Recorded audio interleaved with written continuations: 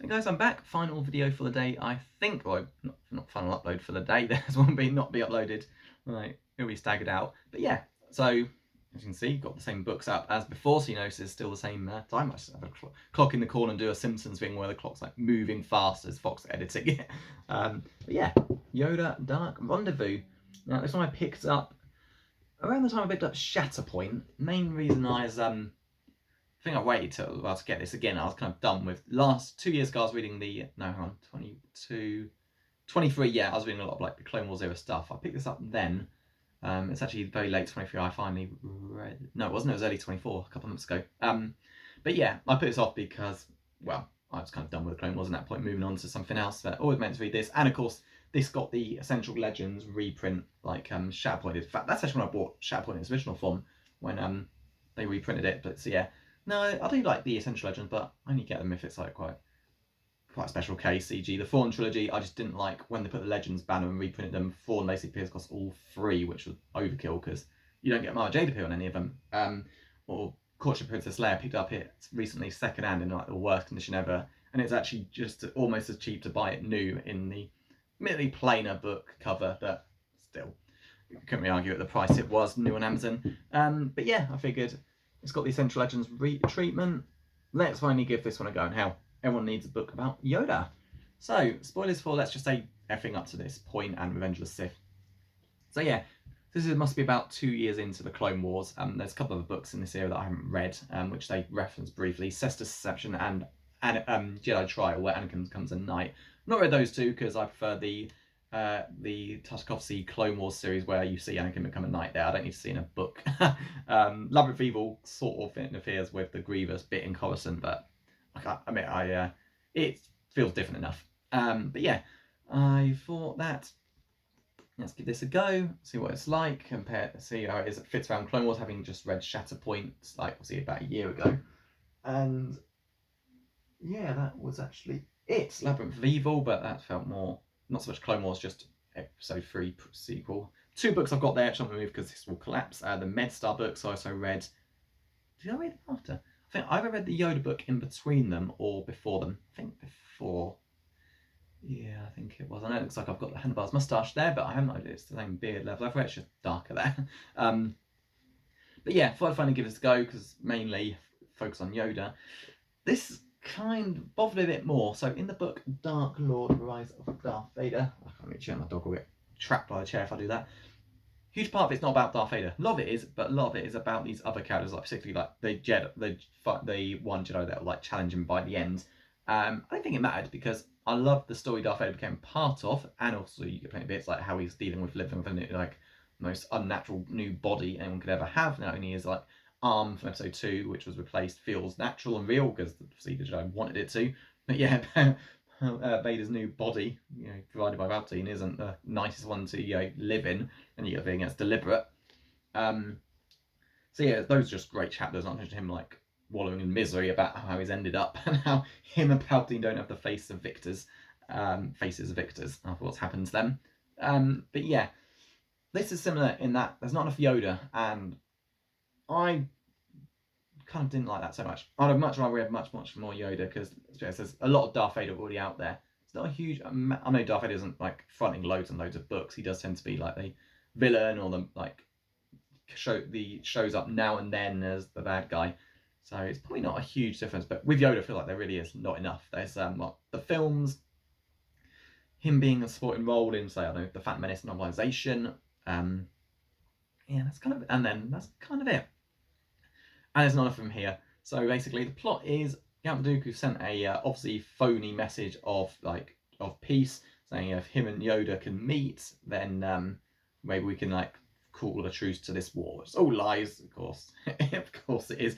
Dooku. It's either this one or another book where Dooku even has like a monologue where you think Yoda always told him when he left the Jedi he could return anytime, but Dooku knows now he's in the dark side, he can't do that. Not to mention Dooku's like war crimes are so bad. There's no way the Republic would, even ignoring who's really in charge, the Republic would let Dooku live. So yeah, it's obviously great. But Yoda believes that if there's a chance, they've got to take it. And it's not like the book Dark Side where they decide to have Dooku killed. Even though it goes against Jedi beliefs, etc. This is just all about Yoda believing if there's a chance of peace, he's got to take it. So basically, Yoda's like smuggle himself across to this planet Vision, which is steeped in evil. And yeah, there's good scenes, but it focuses on a lot on these other characters. Like, there's a good character, what's her name? Scout? What am I thinking of? There's a character in, what was it? The Eternals. The name is something like that. It might be this book. It might be. It might be in that story. The character was Scout, as in the girl, the one who didn't age after being in like a Tory body. No, it's this. Perfect. So yeah, basically, a bunch of characters. Jedi. You got like young Jedi apprentices, etc. But to be honest, it's a lot of people love this book. I didn't love it all that much. There's some great moments, but let's just get to like the main part. Yoda gets to this planet. Dooku's orders are to come entirely on his own. Yoda basically tries to talk Count Dooku back to the good side, means they can put them behind them, etc. Yoda's obviously facing there's darkness inside him. Like a Clone Wars episode did the same thing, which makes sense. And you wonder how powerful could Yoda be if he joined the dark side, because of course dark side makes you stronger quickly, but in the end the good side is stronger. But yeah, what sort of power boost would Yoda get through joining the dark side? And yeah, he thinks about it and all of that in there, because it's everyone, not even Yoda's like immune from the threat of dark side. He's just strong enough to resist it. And yeah, basically he meets Dooku. There's like a slight battle between the two of them. He's trying to talk to him. Dooku seems to be considering, because yeah, this book does open with Dooku's scenes with Saj Ventress, and you really see how like the dark side has deluded Dooku. He's that ingrained in it. Yeah, he's not like out of control, his eyes haven't gone yellow, etc. But he really has been led to believe he's more important than he is. Saj Ventress is basically saying, your master will kill you when you're no use to him. Dooku's like, no, he won't. He needs to be. And Dooku just cannot see. And you think, Jesus, you're an idiot or something. Like, you know what the dark side is about. Betrayal. Replacing someone with someone more powerful, which of course Dutty's has got plans for Dooku's replacement. Dooku legit cannot even consider that he won't be he won't be needed. What happens when the war is over?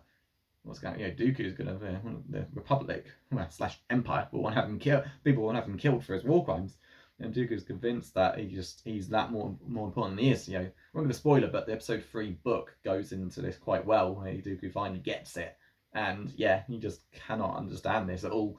And yeah, part of it is, or by the end, you get to the end of the book, Yoda's talking to him, and even though he said no one else has come, Palpatine has basically had Anakin and Obi-Wan go there. Dooku kind of loses it, thinking it's like, you were them. You brought them here to kill me. Like Anakin's rant at Obi-Wan, like that.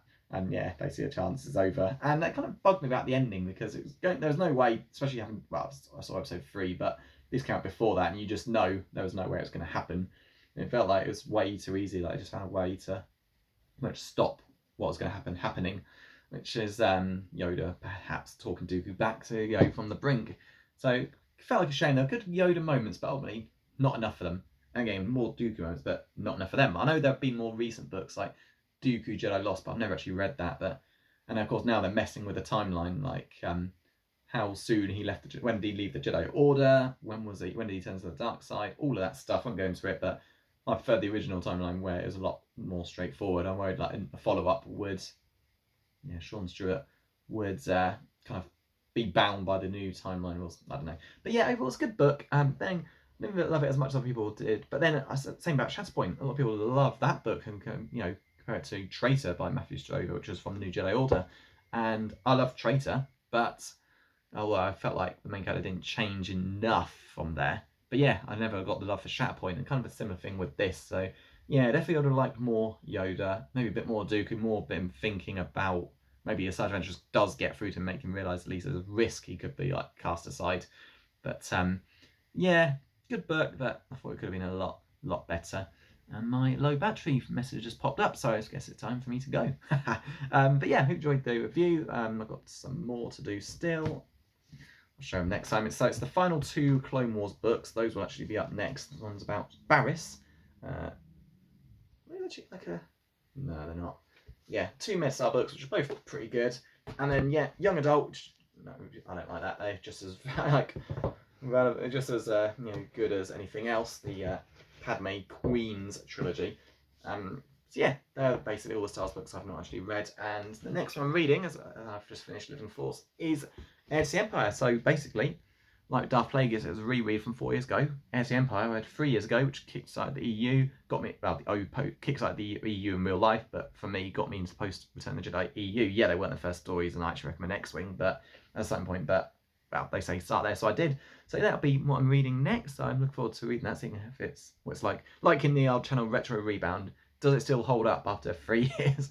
I expect so, but yeah, it's more just, is the book still as enjoyable? Darth Plagueis, I didn't skim a single word of it when I read it again, which I have habits of doing on rereads, so I don't get into the book that much. I'm hoping it won't be the case with Heirs of the Empire. But yeah, I enjoyed the vid, and I'll see you next time.